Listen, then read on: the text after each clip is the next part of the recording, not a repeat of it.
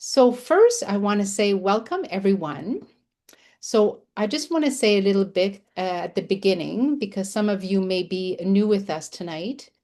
So, I'd like to take a few moments to share what the cancer wellness means. So, cancer wellness is a comprehensive approach that complements traditional medicine by addressing physical, spiritual, emotional, informational, social, systemic, and practical needs. And these are collective known as the seven pillars of wellness. So we at the West Island Cancer Wellness Center offer programs and services that are free of charge. And thanks to our donors, volunteers, and our own fundraising efforts, we work with a large team of professionals. And it's been 17 years of existence as we continue to work closely with the cancer care offered in hospitals. So I have the honor to introduce our two special guests tonight. First is Cynthia Iorio. She's a consultant, speaker, podcast host, a caregiver advocate. Cynthia is a results-driven consultant, an advocate whose purpose is simple yet powerful to make people feel powerful. With over 20 years of experience leading multidisciplinary teams, she excels at transforming complex ideas into clear, actionable strategies that drive meaningful results. Our second speaker is Debbie Magwood, our founder and executive director of the West Island Cancer Wellness Center, clinical psychologist, advocate for cancer wellness. Debbie's established in 2008 to make wellness an essential part of cancer care. A clinical psychologist specializing in trauma, grief, and patient advocacy. Debbie's passion for this work was deeply shaped by her own experience with cancer. So please welcome Debbie and Cynthia. Thank you so much, Sandy. I really appreciate that introduction. There's a long list of things we've done in there. And we are so much more than just those list of things. As you did say, though, I am the founder of a company called Monarch Solutions, which is dedicated to helping small and medium-sized businesses support their working caregiver demographic. I am the host of a podcast called Love, Transform, Evolve, which explores how the experience of caring for somebody else through illness or disability changes us as human beings. And really this passion, this energy and desire and purpose that I have to bring the importance of supporting those who support others through a health journey to life is because I had two very personal experiences myself in caring for each of my parents who is diagnosed with a terminal illness. The first time I was 34 years old, and my mother's stage 2 cancer returned 2 years after she was clear and became metastasized. And I took a year to care for her full time. The second time was 6 years after my mother passed away, when my father was suddenly diagnosed with a terminal illness. And again, I was thrown into this role. The caregiving experience that I had the first time around was very different than the second time around. And there were a lot of lessons that I had learned and a lot of different ways that I looked at the experience of supporting someone through a critical illness that helped me take on the role much bigger and how I feel better in terms of my own wellness. Part of my ability to think and reflect on how I was going to be a great caregiver was by the amazing support that I had at the West Island Cancer Wellness Center. It was through Debbie's initiative, through her vision, and the support that the center provided me with that helped me realize the role that I play in the care equation. So thank you, Debbie.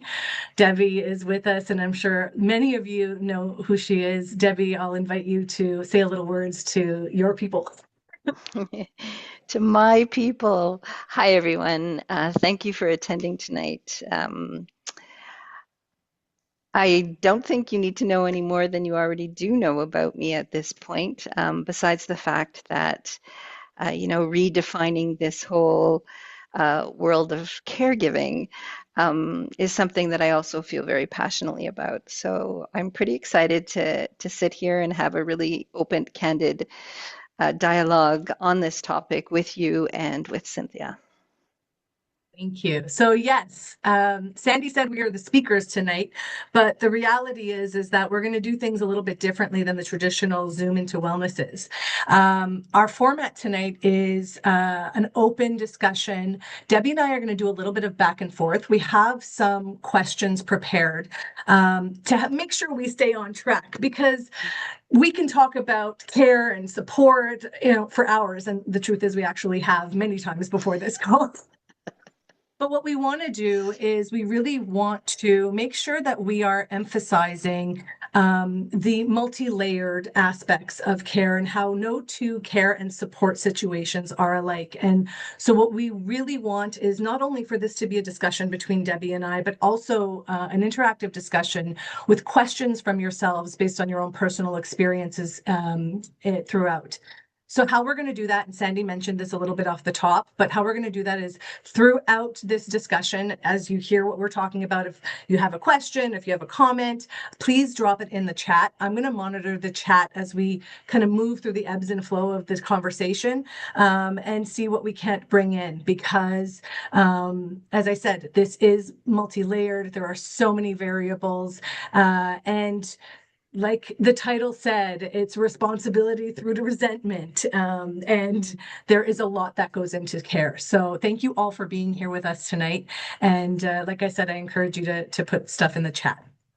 So without further ado, we have about 45 minutes to get through all of the discussion. I'm going to open our discussion today, Debbie, with a little bit of an experience that I had about 3 weeks ago. So every year we're a group of 7 girlfriends who rent a chalet, rent a cabin, different parts of Ontario or Quebec, and we go away for 3 days. And it's what you expect. There's wine, there's conversation, there's staying in our pajamas for 3 days, and we sit and we talk and we get really kind of deep on our experiences of life. And on this particular weekend and on this particular day, we started to have conversations about, what we would do or how do we see our experiences should one of us get sick, should one of us develop a cancer, again, informed by my personal experience with my mom. And what shocked me was how many of the 7 girls actually said that they did not want the others to be there to support them, that Mm, they didn't want us around when they go through that. And for me, this was a shock. I had kind of this split reaction. The first one was, well, why not? We want to be there for you. You're going through something. And the other one was, well, I don't want you to think that I don't want you to be there for me because I would want everybody there. So let's talk about it. What are your thoughts on kind of this scenario where some people actually don't want the support? well, I completely get that. So I don't think I would have been shocked when somebody said that because we kind of have this notion of what is a caregiver. And it puts the person who needs the care into this role of not being able to help themselves. Right, And B, it puts the person who is the caregiver into this huge sense of responsibility. right, And I think having that dichotomy, um, just based on the definition of those two words, makes it really hard for us to understand because traditionally we've always thought caregiver means you can't care for yourself anymore and you have this sole responsibility right. to be the person who cares. And it's way more complex than that. Yeah, when you're talking about just actually that definition of caregiver, and we talk about it, so much of what I do on a regular basis is trying to help people realize their role in the kind of the support, this equation of care, this equation of support, and a lot of people don't identify with that term, right? Um, Exactly. and I think back to my experience with my mom. So I had said at the top of the call that my mom had stage 2 cancer for first. And when she had that cancer, it was a bladder cancer and they had her kidney removed. And I didn't take on a caregiver role, but I almost felt like I didn't know what I could do. I didn't know how to handle things. I didn't know. So I distanced myself from her, but I did know who she was. And I felt like one of the things I could do for her was to buy her a nice purse or to, buy her a nice pair of earrings at Chris. Like this was how I felt like support, but I didn't call myself a caregiver at that time because in my mind, I thought that care and support had to be, giving everything up. Right. And I think this is where we really need to sort of redefine things. Because if we look at support along a continuum, with the pure definition of caregiver being at the far end of this continuum, and support is along the rest of the continuum in varying degrees, depending on the needs of the person who needs the care, but Right. also depending on the capability, the availability of the person who can provide some kind of support. Right. And if we kind of look on it not only on a continuum, but even if we look at the continuum being sort of like a V or that sign, whereby if the continuum is larger at one end, then there's a whole bunch of different types of support that can occur. And as the continuum and the person's needs get stronger towards when we give the pure definition of caregiver, then the needs or the person who can provide that role becomes more unique. So, for example, if somebody sees himself as a supporter, Mm. they could support in ways like buying a little gift or walking the dog or offering to go over and pick up the mail if the postal strike isn't going on, of course, or whatever, So it becomes a way more, gives a lot less of a sense of responsibility versus the definition caregiver has this huge sense of responsibility attached to it. And if we sort of go back to your example with your friends, Mm. maybe in their minds, and it would have been a great conversation for me to be a fly on the wall, but maybe in their minds, the the thought of actually perceiving yourself needing to have full care, to have somebody be your caregiver, meaning you can't care for yourself, Mm. that's a really hard thing to fathom for people who haven't been through the experience. Yeah. I'm letting that land for a minute because, when I think about, and again, I'm drawing on this experience of, round one with my mom, she was the go-getter. She was the one who wanted to do everything, and kind of manage her care versus the second time around when I was in the doctor's office with her when she was told, we were told that her cancer had returned. Um, it was my mother's almost permission and her looking to me to say, okay, you know, now I would like for you to be there with me. In that moment Hmm. when I sat in the doctor's office, I said, if mommy wants me to, I'm going to move home with her. I want to help her because we obviously knew a trajectory. Like there was this known trajectory, but she had to give me that permission. So I said, if you want, I can move home. And she said, you would do that for me? And I said, yeah, not knowing what I was about to step into. But that was kind of that dynamic where um, in the beforehand she had never thought about asking me to help her and I actually didn't have that instinct. So let me ask you this question. Do you think on this spectrum of care, me offering or me buying her a pair of earrings versus offering to move in, is there, if I can't do if I can't do everything, were the earrings enough? You know what I mean? Yeah, absolutely. I know what you mean. And I think if we're defining support, if we're calling it a form of support and we're moving away from this notion of caregiving Mhm. or the word caregiving, then absolutely buying a pair of earrings is enough. Mhm. Um, but I guess if we look at your scenario in that moment when you were in the hospital, for example, Yeah. and your mom looked over at you, did you did you feel a sense of responsibility to say yes, I'm going to be your caregiver at that point? Um, I didn't even know that I was signing up to be her caregiver. So Okay. when I was signing up with her, or to move in, was I'm going to be by your side.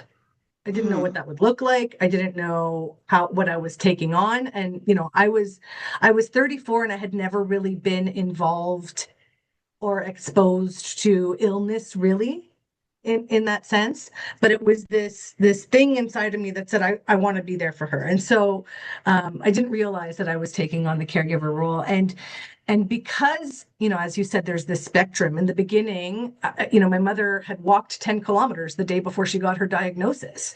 So it didn't look, there wasn't a need for me to be so hands-on. And it And was this, I guess, Cynthia, just if I could jump in for one yeah, second, yeah, yeah, the point that I think I'm trying to make in this is yeah, that maybe at that point you weren't truly a caregiver. You were a supporter. right, And then in that role, the fact that you bought earrings or took her out to lunch or went for small walks together, uh, all makes it as supporters.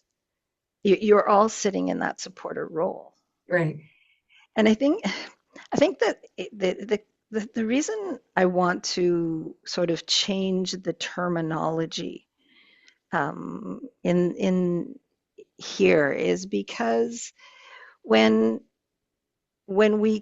we're put into a caregiver role, when the person can no longer really care for themselves, which is the pure definition of caregiver, um, it's usually one or two people. right, Yet when we use the terminology supporter, there could be many. And right, therefore the sense of responsibility isn't as strong. And also it using the terminology supporter also has a sort of more of a collectivity or a community aspect to it, where you're not the only person who can do it. Other people can band together with you.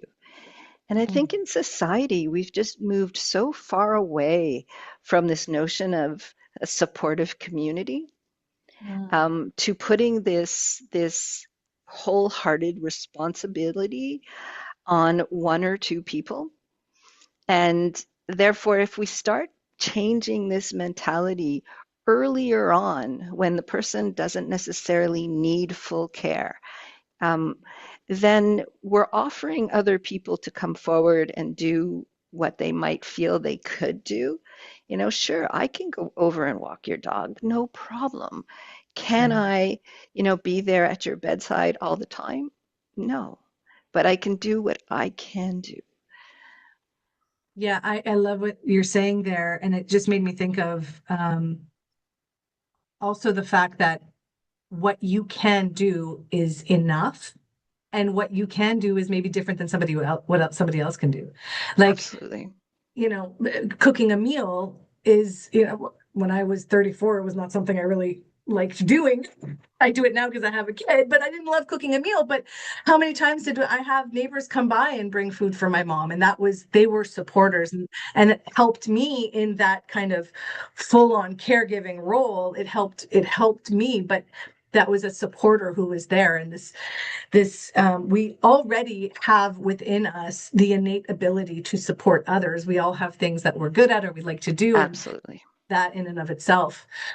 Um, so let's talk a little bit about kind of staying a little bit on this thread on knowing and understanding what we bring to the table, and what we can bring to the table in a supporter role, and the relationship that someone else's diagnosis might have on to us, or the impact that someone else's diagnosis might have on us.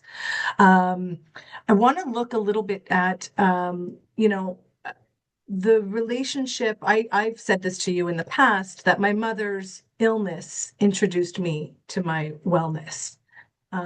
It was at the center that I took a Reiki session for the very first time, which opened me up to, different modalities, and the fact that it was important to take care of myself. So, based on what you've seen in different people who've come through the center, how have you observed other people kind of process someone else's diagnosis and how that has impacted their well-being?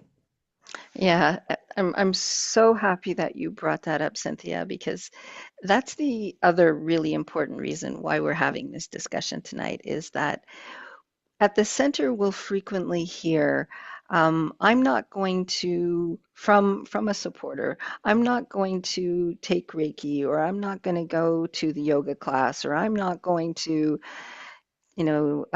take some nutritional cooking classes because I'm not the sick one, as though they are less than. And at the center, we call people participants, because both the person who has the diagnosis and the supporter are just as important. And this notion of taking care of self, no matter where you sit on this trajectory of supporter to caregiver, is still incredibly important. Is what people tend to do is they have this idea that it's not me, I'm not the important one, I'm not the one who has cancer.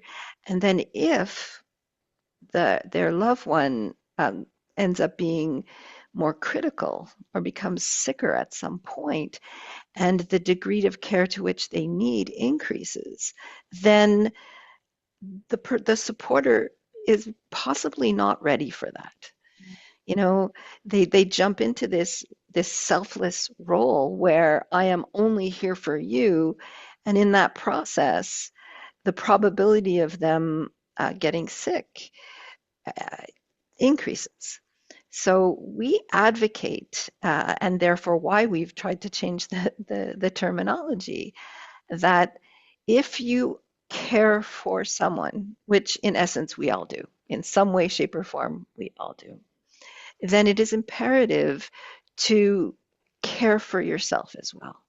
Mm, yeah, I I mean, I feel that wholeheartedly. It was, you know, in those first few months when I was caring for my mom, truly, when I had to actually not just accompany her to appointments, but actually take on some hands-on care, and things ran away from me quickly, right? Because that's what happens sometimes in the trajectory of an illness. Um, it was the permission that the center gave me to help me acknowledge that I played a part. I was a variable in this equation of a cancer diagnosis. Mm, Um, that I needed, and I had a right to um, consider myself and my absolutely. well-being, which Absolutely. is, it's hard to do when you are sitting with somebody who has, is the one who is faced with battling whatever illness is taking over. So, um, when I was saying a little bit earlier in the conversation about how I had learned some lessons in round one, so that with my dad was round two, I know one of the things I bring to the table is I'm a project manager, right? In my career. So these were the things that I could do. But what I did do is I asked for help with from other people. I didn't feel like I had to do it on my own either. So, Cynthia, how do you think, like, how did you get to the point where you realized that you too were important in this equation? There were three things that happened that I feel cracked the code. And so the first one was, well, the condition was that I was falling apart.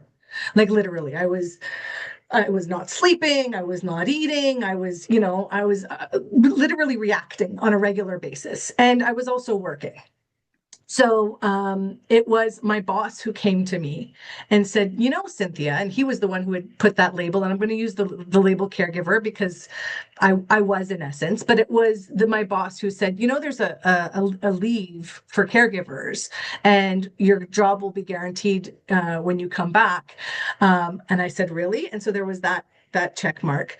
The second one was the center itself was the center and being exposed to these services when we had to bring my mother home after she had been hospitalized 3 months into her illness, and it was one of the services that had been listed. It was like, okay. And the third thing was a social worker who during one of my mother's treatments pulled me aside and he said, Cynthia, your mother is now passing the baton along to you and you need to step up, but in stepping up you need to make sure that you need to know what you're able to take care of. And it was this kind of realization, oh, I'm figuring in a part of this equation now. This is not just about my mother. It's about me. It's yes, my job is on, but it is noticing that I'm fledgling. And they've come up with a resource for me. Yes, I'm being seen and recognized in community services, which means, oh, I guess I'm a part of this equation. And lastly, it was the explicit, tell from the social worker of, no, you're a part of this now. I'm acknowledging you in this. And I do want to say that I know I was lucky. I feel I was lucky that I was acknowledged and exposed to that because not everyone is. For those who are on the call right now, they are aware of your center. So hopefully that helps them realize that they're, figure in this equation of care. But yeah, those were the three things that kind of almost happened simultaneously, which helped me shift my perspective. Again, it wasn't automatically easy. It wasn't instantaneously easy, but it was something that helped me kind of wrap my head around it. So, Yeah. so, one of the things that I picked on in what you said was that you showed signs of distress in some way, shape, or form that people noticed and then referred to you. So what I'm trying to advocate is, us as our own carers, caring for ourselves, that we take our wellness seriously from the beginning. When we first receive that definition, that responsibility of being called a supporter, when somebody in our life might at some point need us, that it's at that point that we could become part of the equation. So I agree with you, but now we're going to get let's get crunchy because this is where, for me, it took many years of therapy and personal work and after the fact with my mom to help me realize that um, to assume yourself, to advocate for yourself at the beginning is to be able to know how to set boundaries and limits and be able to say no. Mm-hmm. Right. So, and having kind of this self-compassion muscle to show up, maybe the person who is asking you to show up 100% and you can only give 30%, be okay with 30%. It's being able to find, so I'm not saying that we're going to answer it here, but how do we do that? How can we figure out ways to say no or limits, and be okay with letting other people down, like the assumptions that we have that we're letting people down? Oh, you said a lot Um, so let me start by saying I think we live in a wonderful time when it comes to wellness. There are, it's part of our language. It's part of the way we live our lives. Mm. Very different from the way it used to be. So there's these advocates that are helping us to see how important it is to pay attention to your emotional wellness, your physical wellness, your spiritual wellness, your informational wellness, your social wellness, like all the variables of wellness. So I think the story begins way before you become a supporter. The story begins with us taking our health and wellness more seriously so that if and when our life changes and somebody needs us in some way, shape, or form, we have it to give. Yeah. We're ready, we're prepared. Um, so I think that's, where we would start the story. The second question, the one that pertains more to um, responsibility, I think that's a whole other level. Well, you know what? Let me ask it back to you first, and then I'll jump in second on this one. Um, I mean, it's not something that I've mastered, but it was something I was introduced to um, when when my mom, ultimately got sick. And I Mhm. think to kind of bring the conversation back to the example that I gave even at the beginning with some friends not wanting people to be there. In terms of this sense of feeling responsibility, I think it starts with having conversation with and being able to be open to have differing opinions with other people. Um, and, the way I handled things with my dad throughout the process was a lot of questions. I didn't try to like jump in and take over and all of that. It was, you know, gauging every step of the way and having the conversation with the person who who was the diagnosed, what they wanted, what they expected, and to be honest with what I was capable of giving. So I feel that you know the having the conversations early and often and being okay with there not being a resolution helped me to shift and frame kind of the responsibility that I had on my shoulders. And if there was something that I didn't feel I could do, also helped me um, ask for help or be that kind of that person who says, I can't, but you know, let's see if there's somebody else or who can. So that's I feel. And I think that's an excellent answer. Communication is always key. What I think also complicates the situation is, for lack of a better word, peer pressure or assumptions that other people have towards you and the type of care that you give or can provide. If you're going around setting your boundaries and you've had this dialogue and you and the person you're providing the care for are okay with it, you might start hearing other people saying, well, what do you mean you're not doing X, Y, Z? Or isn't that your responsibility to do A, B, C? And then that brings in a whole other level of um, guilt, possibly, burden, possibly, that adds on to that. So how would you deal with that? Or So did you have to deal with that? I lived it. Yeah, I absolutely lived it. And it was devastating to me. It was devastating because so my mother, she had been hospitalized 3 months after her diagnosis. I spent the month in the hospital with her. We are back home. Now we're living a whole new life because she's on oxygen, which I'd never administered oxygen before. And so a cousin of mine had called me up and she said, Cynthia, your mom is going to be with a friend. I'm going to take you to a spa. We're going to go spend a day at the spa, like get your recharge and then come back. And as we do in social media days, I posted a picture of my cousin and I at the spa. And I almost immediately received an email, a text message or a messenger message from one of my mother's best friends berating me. How dare you go to a spa while your mother is dying of cancer? Don't you know she needs you right now? And first of all, it undid any relaxation I had. And second of Absolutely. all, my whole nervous system took over and this guilt, it welled up and I bawled and I felt like I had let my mother down. And, you know, I love my mom. And I went to her and I said, Mom, I just got this message from your friend. You know, like I turned to my mom. That was the dynamic of the relationship. I now feel a little bit guilty for having done that to her while she had the cancer. But, you know, it was this kind of deep, deep sadness. And what ultimately I came to the realization of, and how if I were to handle this in the future, is that so many people have opinions based on that's informed by them and their own experience.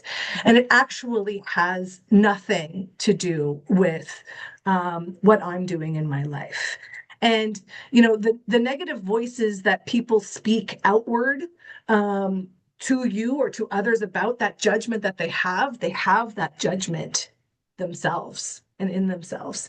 And, you know, that same friend, when my mother was literally 2 days before dying and we called the family to come say goodbye, that same friend actually was not capable and said to me, I don't think I can see your mom, like, you know, at the end. I don't want that. And I respected that.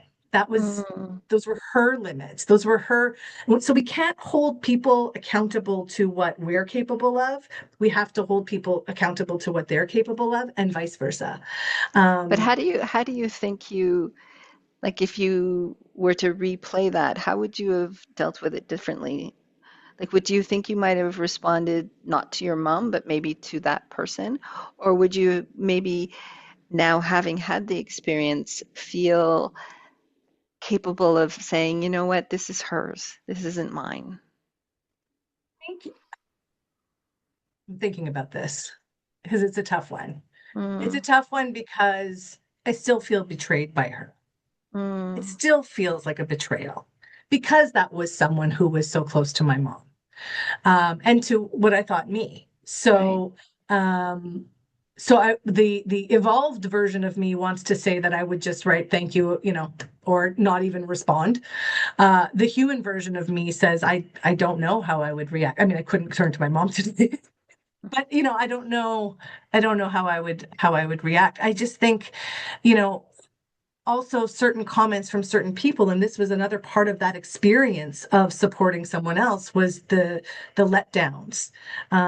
You know, supporting someone else comes with a lot of expectations that we have on ourselves, that we have on other people, to show up in a certain way that we want, that they don't. And you know, that's just a part of the process that I have now learned to accept. So I wish I could say I would be sure, no problem. Mm. But maybe if we have more of these kinds of conversations, um, less people will pass that judgment. Yeah. You know, maybe if she would have been present to a conversation that says, you know, it's important for people to care for themselves while they're caring for others. It's not only important, it's essential. Yeah. Maybe she would then understand that, whoa, you know, Cynthia really needed to refresh. She needed to hit that pause button so she could, you know, normalize her central nervous system so that she's not always in this high emotional Yeah. state. Um, and so maybe It's that, that, you know, moving forward would not have happened to you. yeah, fair enough. Fair enough. I see we just had a question come in, so let's see. Do I have siblings? If so, how are they involved in my mom and dad's care? I love this question. I get this question all the time when I'm talking about my experience. So thank you for that question. I do have a sibling. She's 2 years younger than me. And her involvement with my mom was minimal. And her involvement with my dad 6 years later was much more. And there are a couple of things that happened during that kind of that year with my mom. Um, at one point, my sister and I got into a big argument. And I want to say this right now. I love my sister. We have a great relationship. She's wonderful. In that moment, um, I got into a big argument with her and I said to her, why aren't you around more? Mommy is dying and you're not going to have a lot of time with her left. And she said to me, you're doing way too much. You're going to burn yourself out and mommy's going to be gone and you're going to be in a bed yourself. And it was kind of like in this moment, and I said to her, are you happy and satisfied with the way you're handling things? And she said, yes. And then she said to me, are you happy and satisfied with the way you're handling things? And I said, yes. And we had this realization of, okay, then I'm not going to try to convince you. And again, that gets to the betrayal part and the sadness part, of, oh, she's not going to be in the same way with me. But hands off. Okay, I'm not going to try to convince you. This is someone who, I can't count on her for the things that I wanted to. But I move on and I pivot because that's just kind of what I have to do. And when it came to my dad, she was around a lot more. She was in the hospital a lot more. But I already walked in, not just with her, but with everyone, not having expectations of what other people should do. I walked in knowing I'm going to come at this from my perspective. I'm going to come at this with what I know I can do. I had my wellness backpack, like what I'm capable of. I had learned what I had learned.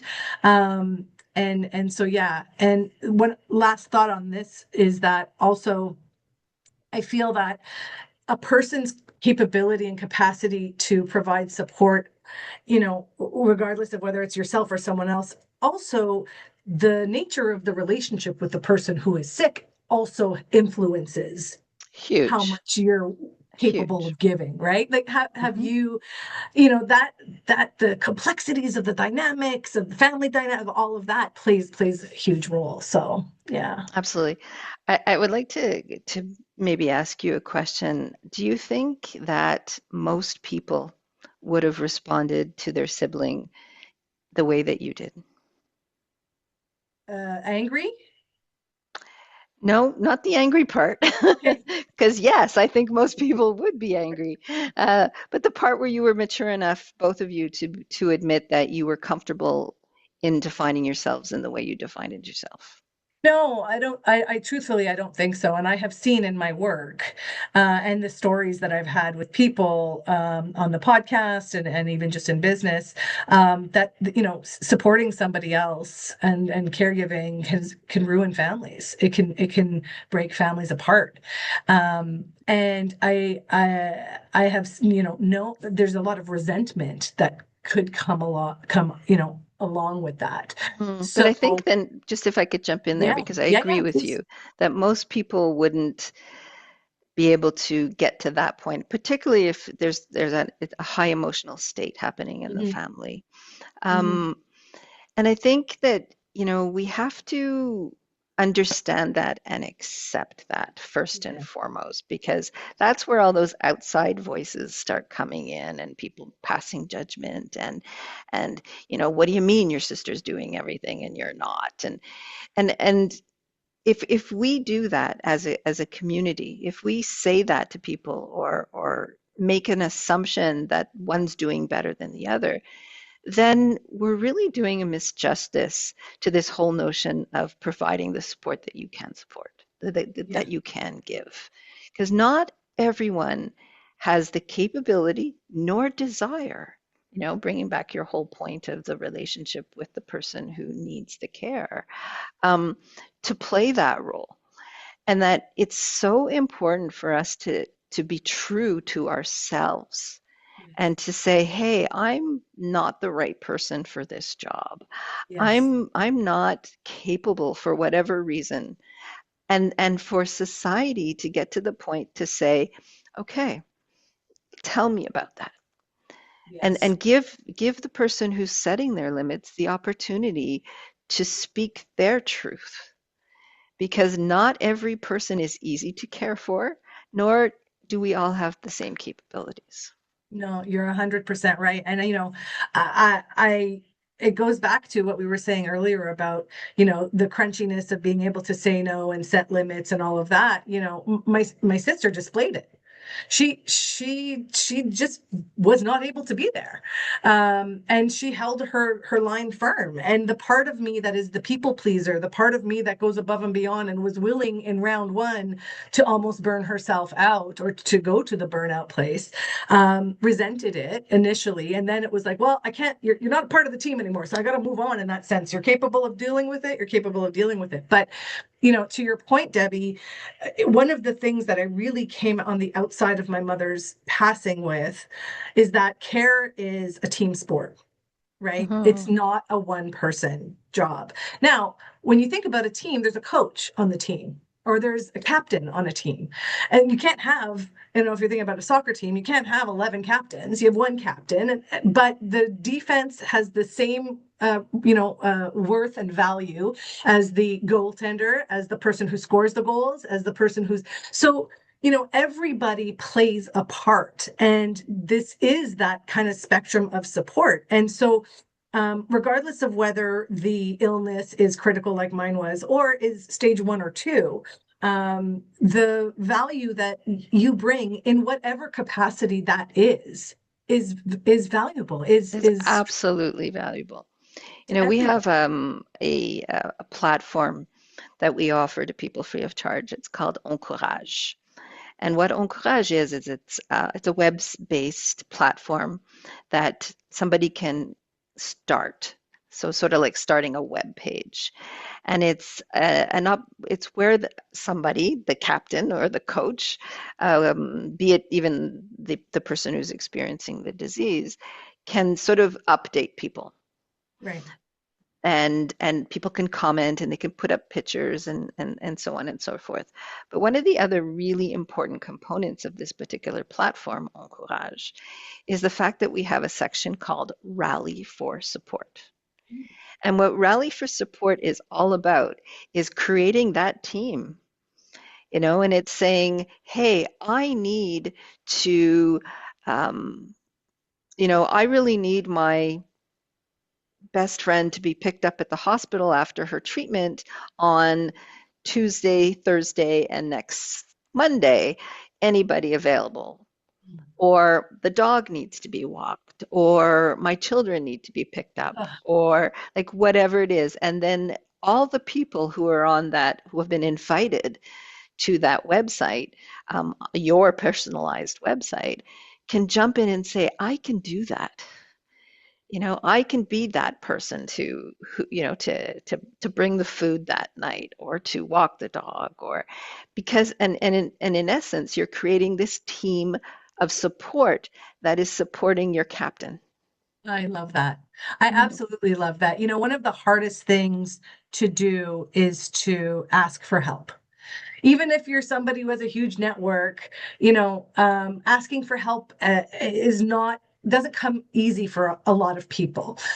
So creating this platform of like, a I'm again the project manager hat on of documenting things. Oh, I have all of these things to do. But B, it's almost like this broadcast out to that network of people who can take on those tasks and then they get, taken care of without it having to be this, hard ask of can you help me with? And also the counter ask that is usually made of that quarterback or of that captain of saying, tell me what I can do to help. Give me your name, I'll add you to the list and you take whatever you want. So I love that. So look, we have about 9 minutes left in the call, and like I said, we can talk about this for hours. I'm gonna give a chance. We did have that one question. I'm gonna give the opportunity to people on the call to type in a question now if you want us to address it. If you've been holding off, don't be shy. You can send it to me directly. Send it in the main chat. And while you're doing that, before we do wrap up. I am going to say to you, ask you, Debbie, because this kind of spectrum, there are so many variables.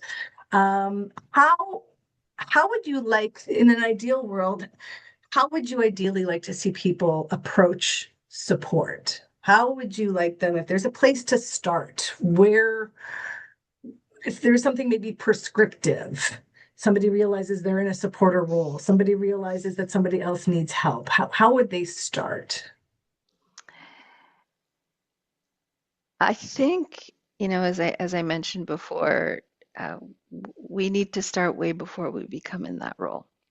And we need to learn how to take care of ourselves and tend to our overall generalized wellness. But when we either select to be in a supporter role, or might be nudged into that direction because it's somebody in our nucleus, um, I think it's super important for us to have an incredible communication with the person who is in the need caring role, with yourself. And I get that not all families in particular can have these honest kinds of communications, but maybe you can also have them with your friends. Broaden your own personal community and say things like, I'm about to enter into this world of being a supporter. Here are some of my concerns. Could you watch out for me? Could you make sure that I'm, getting out and getting to the gym or getting for a walk or, having enough rest? Right. Um, it comes back to this whole notion of becoming a stronger community, being a collective group of supporters, like the supporter supporting the supporter who's supporting the supporter kind of Yeah. concept, where we're Yeah. all watching out for each other. And hopefully, in doing that, if you end up along the trajectory where you become a caregiver, where you are responsible for the care of somebody who can no longer take care of themselves, you might feel better surrounded. And in feeling better surrounded, you might know how to care for yourself better. I love that. I love that. While you were talking, we had two questions come in. I want to thank both of the participants for submitting the questions. I'm going to try to get to them. They are some pretty heavy questions that we could, I think, spend an hour on each. The first one is, when does the crying stop? The second one, I'm going to read it, is, how do you deal with feeling like a burden or feeling caregivers' resentment, even though it's normal for them to feel that way? And I think that was the last one that came in. Yeah. Feeling a sense of resentment. I wish I could actually have a bit of a conversation with that person in particular, because is it feeling resentment of others who aren't living up to an expectation, or is it feeling a resentment towards the person who's sick? Which are two very different types of resentment. So Right. I'll touch on both as quickly as I can. Um, I think it's normal to feel some sense of resentment when thrusted into a role that you're not comfortable to be in. And expressing that discomfort primarily to yourself and being able to set boundaries around that discomfort, and then actually respecting your boundaries, is incredibly important. Um, Feeling resentment towards others, again, extremely normal. Um, but there's missing information there, So Yeah. I think in order to reduce the amount of sadness or anger or frustration or resentment that you have towards somebody who's not stepping up, you need to understand why. Because Right. as we said, a couple of times in this discussion, not everybody can give the way that in the same way. Right. And we have to redefine this whole idea of what the right giving is or what you should be doing. And in doing that, we're allowing people to give in different ways, and we're appreciating the extent that somebody can give. And that's going to be just really important to have that kind of conversation. Yeah, and these are, ongoing conversations, and they're difficult and they're uncomfortable. And there was another comment that popped in while you were talking, but it's along the same lines, just of, even in terms of resentment as well, when, you are a caregiver or you're caring for someone and the person you're caring for resents you for wanting to take time off or take time for yourself and doesn't see that you are, you need this respite. That it's just, how do you handle that difficulty, that, feeling suffocated by that person who wants to hold on to you all the time? Hmm. Excellent question. And Yeah. I think that, it's again about hopefully being able to talk to other people around you to say, you know, what can you step in and help me out at this point so Yeah. that I, for example, can go to the spa. Um, And but then also just being able to accept that, what is the person who needs the care really trying to say right now? They're probably trying to say, I'm scared. I don't want to be alone. Uh, you're my comfort. And if we can help the person to dialogue that out in a way that's less aggressive, assertive, um, then we can respond to that need and help the person to see that there's other people around that can also respond to that need. I love that. We are 1 minute away from the top of the hour. So I am just going to thank you, Debbie, for having this wonderful, candid conversation. Thank you to the participants. If you want to continue this conversation, please, take advantage of the services at the center. These are the types of themes that are explored in the support groups and the conversations that are had. I want to thank you again, Debbie, for all of the services that you provided me with personally and for everyone in the community. The experience of caring for somebody else truly is transformative, and it's also something that can be extremely fulfilling. And it was, through finding that support and the wellness through that process that helps me have gratitude for having been there for someone else. So thank you for this, and thank you to everybody for joining us.